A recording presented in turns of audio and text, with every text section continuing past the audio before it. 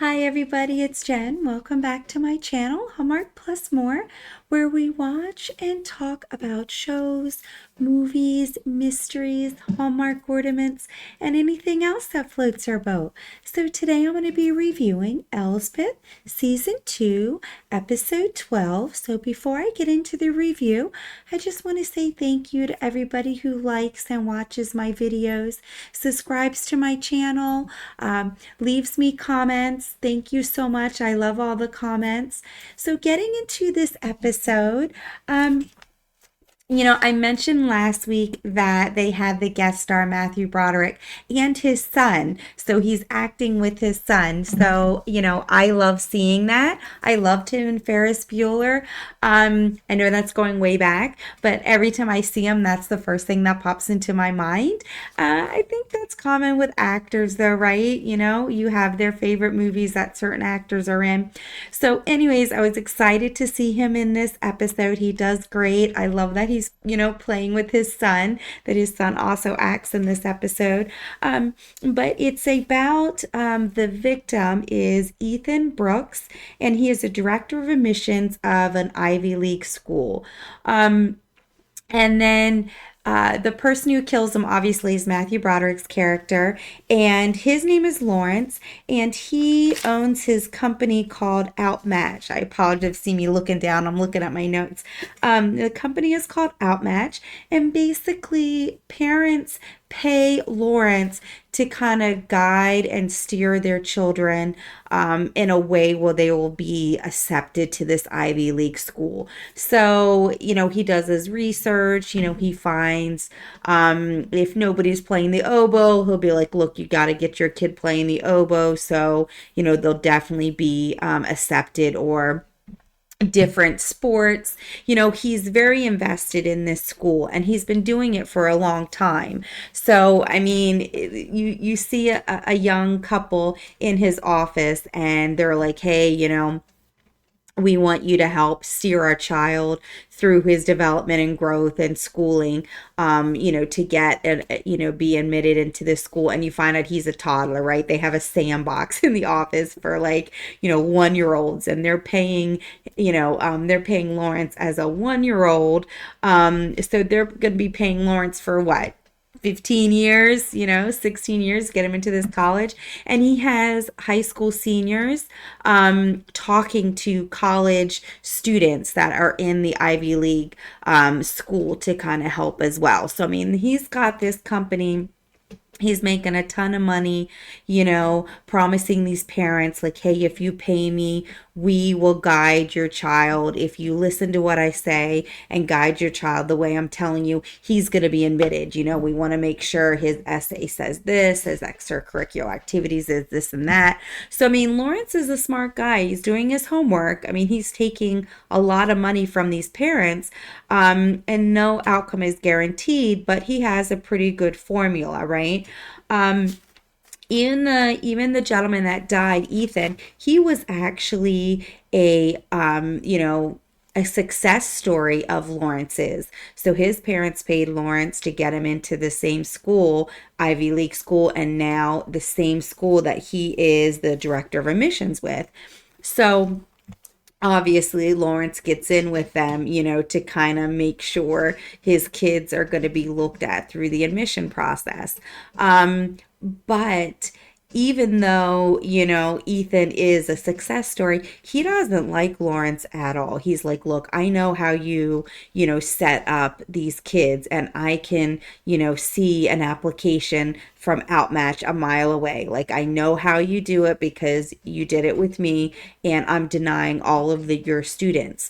So obviously, Lawrence doesn't like that, right? Because you're hearing on his voicemail, I paid you, all this money, and you said my kid would get in, and they're getting denied. And then, his assistant comes, and he's got like 10 kind of messages, like little pieces of paper. All these people called for you, Lawrence, and they're all not getting in. So, I mean, obviously he's going to have to take a visit to see Ethan, right? Because he's like, you're purposely not admitting my students. And obviously Lawrence is getting a lot of angry phone calls. So they kind of set it up as, okay, Matthew's character named Lawrence, he's gonna kill him, right? Because it's obviously hurting his business. So obviously, they set it up that Lawrence and Ethan know each other, right? So he actually got him into fencing because you know how I was saying earlier, he finds out like, activities or instruments or school sports that they're needing. That's kind of what he tells the parents, get your child in this, and they should definitely be, admitted. That's where they need people. So it in a way it's like Ethan totally resents Lawrence because he didn't want to go into fencing, but his parents pushed him into fencing because Lawrence said that's how he could get in. And it worked. He got in. He went there for 4 years and then he eventually became the director of admissions. So he challenged him to a fencing, duel, and that's how he kills him. He has asthma, he's allergic to cat dander. He put cat dander in his mask, and then he had, catnip on the window to kind of get the cat to come in. And then he strapped his mask because obviously when he's kind of breathing, right, he's going for his inhaler. When he's grasping for air, he's like, I need my inhaler, but he, traps his mask, and then he kind of puts his foot on his chest and like sits there and watches him. And he even says, like, I know you want your inhaler, but you're being denied, like, basically saying the same thing. You're denying my students, I'm denying you your inhaler, and basically stands there and watches them die. So, I mean, it's always creepy to me when I watch Elsbeth because you see the murderers do it, and at the moment, in the moment, while they're killing this person and watching them grasp for air, it's like they have no remorse, like they're just pure evil. So every week when I watch Elsbeth, I'm always kind of taken back by that. Like, I don't care how much you dislike somebody, how can you sit there and like watch somebody take their last breath and like, I deny you. Like, come on. Like, so every time I watch Elsbeth, I'm always taken back. And most of a majority of the killers on Elsbeth are, famous guest stars. So that's another reason why Elsbeth is so great to watch because you're like, oh, I know that person, right? So, I was just like, I'm always taken back by the murder scene because, like I said, you literally see them have no remorse and they're like going full throttle, and it's just like you cringe, right? Because being a good person, I could never do that to anybody. I could never kill my enemies as much as I dislike you. I'm not gonna, go after you or anything. So that's always difficult to watch. But having it be guest stars and actors, you're like, oh, okay, right? Because it's just a show. It's not real life. But yes, so, Elsbeth is trying to find out and try to get evidence that it's Lawrence.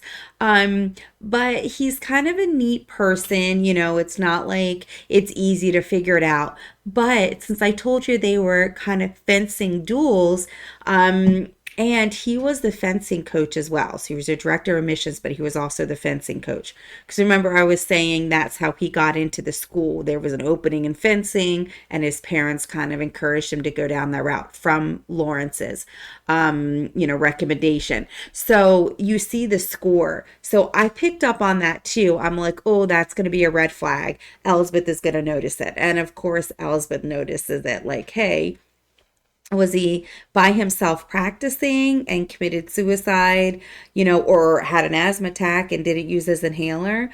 But there's a score. So, and I was like, yeah, Elsbeth is going to pick up right away that somebody else was there. And then, of course, being Elsbeth, I feel like she kind of not really goes undercover, but she always gets into these situations with the killer, and it always makes me like, worry about her. It's like when you watch those murder mysteries and they're getting close to the killer, you're like, don't go in that room, right? So I'm always like, oh, you're always alone with the killers in all these episodes. So I just knew, I'm like, Elsa was going to ask if she can teach him how to, if he can teach her how to fence. And of course she does. And she's fencing with them. And I'm like, oh no, like what's going to happen? So he has a cat. I guess we find out later it's his daughter's. So what is kind of ironic is he runs this company where basically he has these rich parents pay him hundreds of thousands of dollars. I mean, at one point, one parent paid him $600,000, over $500,000 over so many years to guarantee, I guess no guarantees, but basically to, a high percentage that they would get admitted into this Ivy League school. So he's invested a lot of time in this. Education is very important to him because his whole business is based on it. And you find out he has a daughter. Well, that daughter didn't even go to school. She's in a gap year, right? So she's going around finding herself. And it's kind of ironic that this is his business and he's so into it. It's so important to him, higher education for children. And yet his own daughter didn't even go to school. And you find out she's the one with the cat. So what happens is, he does the cat dander from his own cat, but there's a quad cat, that's what they name it, that roams around the university. So he was trying to blame it on the university cat. He used dander from his own cat to get him to have an asthma attack, and then of course he held him down, didn't give him his inhaler. But we find out that it wasn't quad cat, that she's hyperallergenic, and obviously he didn't know that, right? Because he doesn't really know the cat. So then he's like, oh no, what am I going to do? Now they're going to test my cat. Because it turns out Elsbeth is allergic to cat dander as well. So her sneezing around Lawrence kind of indicated Lawrence had a cat. So now he had to come up with, well, yeah, but my cat died, right? So now he has to go home and kill his cat. Ugh. We find out it's not his cat, it's his daughter's cat. But that was kind of sad too. I'm like, please don't tell me you're going to kill an innocent animal just because, you don't want it to lead back to you. So Lawrence's daughter comes back, and I told you she took a gap year. And Lawrence, like, he doesn't call it a gap year, right? Like, you're out exploring yourself. She calls it hiking and creativity program. Hiking and a creativity program, which means you just, went to other countries and just basically, went on a retreat, just went hiking. And then, her name's Mandy, and she has an argument with her dad. You're the worst dad ever. You killed my cat. I was only gone a month. What happened to my cat? And Elsbeth comes over to kind of, say, I'm sorry. I guess she kind of jabs him during the fencing, lesson, and sits down and talks with Mandy. So Mandy actually tells Elsbeth that her dad loved the cat. So that got Elsbeth thinking, like, maybe he didn't kill the cat. Maybe he put it in a shelter or something. So that's ultimately what we find out is he doesn't kill the cat. He actually puts it in a shelter. And his daughter Mandy finds the cat. They test the cat for the cat dander. They find out this, thread that they find out is actually from the cat's favorite toy, which he left in the shelter. So even though he killed Ethan in cold blood, he couldn't kill the cat. He actually gave it to a shelter and said that he killed the cat, and had ashes, like he cremated the cat. So, ultimately, Mandy, his daughter, is kind of gave that damaging evidence to put him away for killing Ethan. So, I know that had to hurt. I'm not saying I'm defending him. He's a terrible person for committing cold blood like that. But to have your child put the nail in the coffin to convict you of murder, is a little is probably hard to take, right? And then the little side story that's been going on during this episode was Teddy comes back, Elsbeth's son. So I always love episodes with Teddy because he's so refreshing. I love that character. And I love how happy Elsbeth looks when she's with her son. So she has a dinner party because Kayla finished her night school, and got the credits that she needed. So I'm happy for that. Yay, they had this dinner party. Teddy brings over his boyfriend. But they kind of have a spat at the dinner table, and his boyfriend was running late, and Teddy basically leaves. I'm telling him not to come. I'm leaving. So they kind of patch up they kind of patch up their spat, and Teddy brings his boyfriend to the police station to meet Elsbeth, and she's thrilled. But she kind of grills him and asks him questions for like an hour. But I think that's nice because, she finally gets to meet Teddy's boyfriend named Roy. So I like that. Anytime you can see Elsbeth happy, I like that. So that was always kind of a spring in her step. And she's a happy person anyway. So this almost made her like even more cheerful. And he kind of had that moment when they made up and he was leaving. He's like, hey, and by the way, my friend in Chicago told me that the Vanesque divorce is getting like really bad for him. And of course, that makes her happy, right? Because Van Ness is not a good person. And she makes a comment like, well, I'm glad he's finally getting what he deserves and everything's out in the open. I'm tired of the black SUVs popping up and telling me to get in. Because remember, that happened a couple times. So then the last scene, you see her walking, right? She's walking her dog. And you see a black SUV pull it up and you hear the window and he says, get in. And I'm like, oh, great. Of course, she just says that to her son. And now it's happening. And it's Judge Crawford. Her real life husband. So, he plays such a great character. I love Michael. That's her husband. He's such a great actor. I remember him in movies because he's just memorable, I guess I should say, his performances. He's such a great actor. So I was so happy to see him in the end because I'm like, yes, that is a side story that's going to continue. The side story of finding out what happened to her in Chicago with the Van Ness case. I'm glad they kind of closed that, but now they have a new side story with Judge Crawford. And he basically, remember, Judge Crawford has all kinds of people in his pocket, right? He's a dirty judge who committed murder, which we saw, and covered it up and tried to have somebody else go down for it. I mean, that right there is absolutely terrible. We don't know what else he did. We know before he killed the man, he said, you didn't tell anybody. And he says this makes this cleanup easier. So we know Judge Crawford did something bad because he killed him to kind of silence him, even though he didn't tell anybody. So that's what I want to find out. I want to find out why he killed him in that case, because ultimately, he was silencing him. So what did he do? What other horrible thing that he did?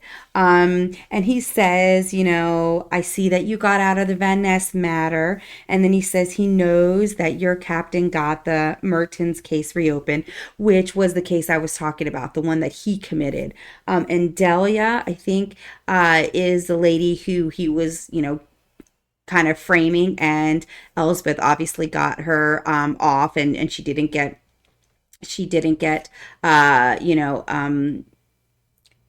accused of the murder. And obviously Judge Crawford was the judge and wasn't happy with that, so he like puts all his cards out on the table. Look, I see you got out of the Van Ness thing. Yeah, you wiggled your way out of that, and I know your captain's the one who talked to the other captain and got the Mertens case reopened.